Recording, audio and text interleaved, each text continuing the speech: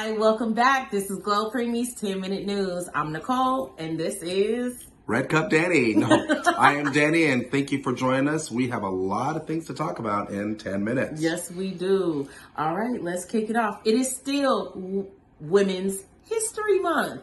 Did you know that? No, yeah. No, you didn't. No, The whole month of March is Women's History Month. Yeah. So wait a minute. Before we get started, this is the week of March 28th through April 4th. So, I didn't do the research, but I just want to say thank you, ladies, for being amazing out there and doing your part in this world to make a better place. So, I just want to put a shout out. Thank you. Moms, doctors, nurses, lawyers, everyone out there making a difference. Thank you for doing what you're doing. Absolutely. So let's get this started because we have 10 minutes and not a lot of time. All right.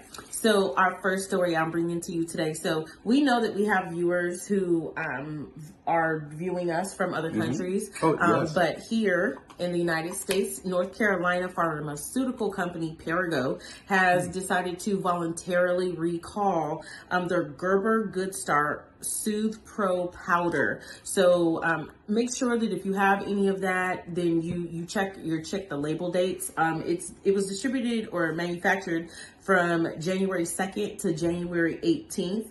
It has a potentially like a very deadly bacteria in it. So it probably gives you like a virus, like a sickness virus. Yeah, but they're saying it's very serious. I haven't heard or seen anything about what exactly the bacteria is or how it is affecting children, but please make sure you check your labels. That is Gerber Good Start Soothe Pro powder. Wow. Yeah. So double check, make sure, see the label, see what it is before you buy it. As a mom, be safe. Not only that, we got a lot of problems of our age because this is a health news, and not only talking about today's news, but a lot of people are having pain. Here's one of them: includes stabbing pain near the heel. Pain might be worse in the morning. What is that? Guess what that is? Oh, it's a very painful, mainly about around early 20. Not early 20s. It's something in your foot, right up here in your heel, that you are getting pain. So the main thing is there's a lot of good things you need to do about. Talk to your doctor, physical therapy, and not only that, one of the biggest things my doctor said, you need to stop drinking. And I'm like, what do you mean? Soda is water? No, I'm talking about glug, glug, glug. So look into that research, guys. It is very huge because I actually had it for about 3 months. I'm actually recovering, and not only that, ibuprofen is one of the main things you need to take. So I'm not a doctor. So it's a pain in the heel of your foot. Does it stay in the heel or does it expand? It can expand. It depends. Mine was more in the heel. So always wear heels, wear not flat shoes. Go to Dr. Shore. Thank you, Dr. Shore. Hand.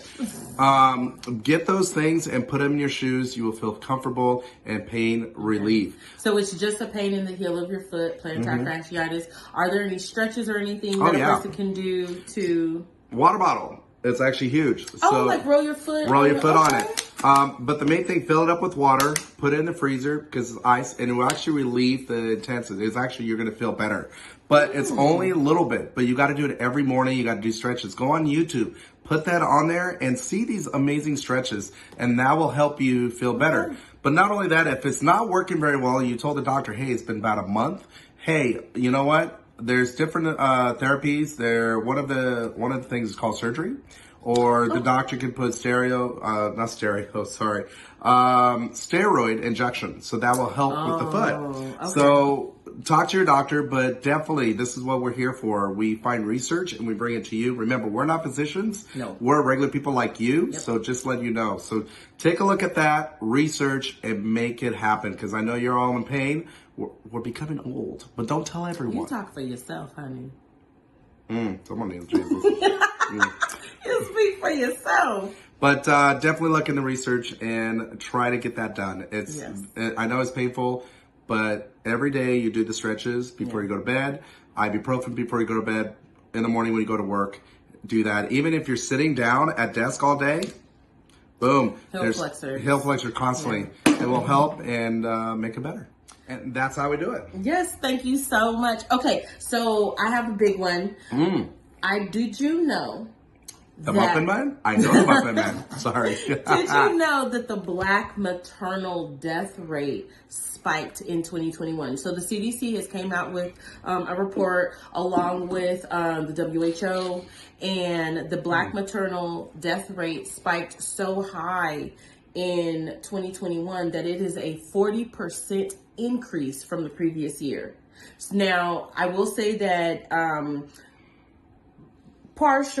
some of these deaths did come about because of COVID, but a surprising 84% of these maternal deaths were preventable. These deaths were measured at pregnancy up to within 42 days of delivery. And so the biggest gap of those deaths happened right at delivery up to 42 days after delivery. Wow. And 84% of these deaths were preventable. So, the Black maternal death rate is now 69.9. So basically 70 per every 100,000 birth. And that is more than 2.5 times the rate for Caucasian women. Wow. Yeah, it is so high. And there's social factors, there are medical factors, the figures. I mean, the fact that, and honestly, it could get worse due to the overturning of Roe v. Wade now. So there's lack of access. There's making women carry pregnancies that are very detrimental to their health now, only because it doesn't fit in the criteria of what these lawmakers have now said are the criteria for their states. So please make sure that you are doing whatever it is that you can. You are advocating for yourself. You are speaking up. If you don't feel right, say something. And if that person doesn't listen, you say something to somebody else, and you keep saying something until somebody hears you. And you know what that brings up, especially this brings up right to Los Angeles. So a lot of you guys around the world are trying to figure out, why is Los Angeles School District having all these amazing strife? Because we were educators, and I still work in the educational world. But the main thing was teachers are backing up our certification staff. Yep. And a lot of them, that means, so we have two boundaries in the educational world. It's what? Classified and certificated. Right. And so there's two boundaries and two levels. So classified and certified. There we go. So the main thing is teachers are making more, but a lot of the uncertified teachers, they're not teachers, they're there to be secretaries, operation of the school, janitorials, and all that. They're realizing they're paying them 5 cents extra an hour every year.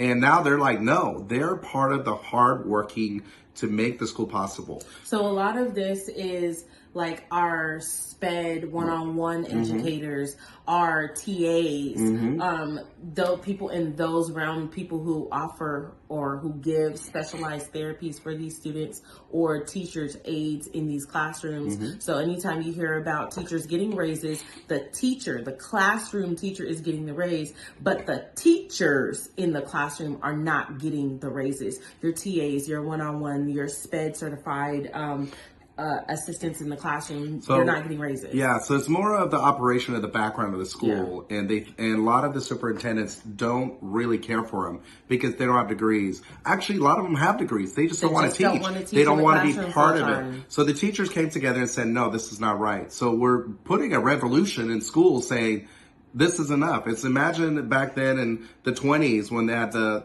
whites and the blacks. It's whites are going to get more opportunities, but black doesn't. And that's not fair. So now it's teachers are getting the pay, and everyone who is helping the teachers, they're not getting equal pay. They're not getting, they already don't get full benefits. They already don't get the same amount of things that our teachers are getting. And so now LAUSD said, we're going to strike and we're going to stick up for you.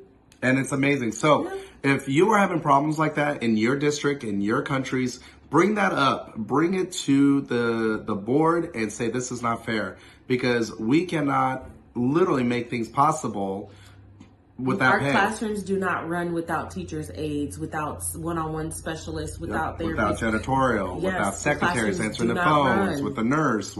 So let's help make this world a better place and say, let's be equal together. Let's get them some pay.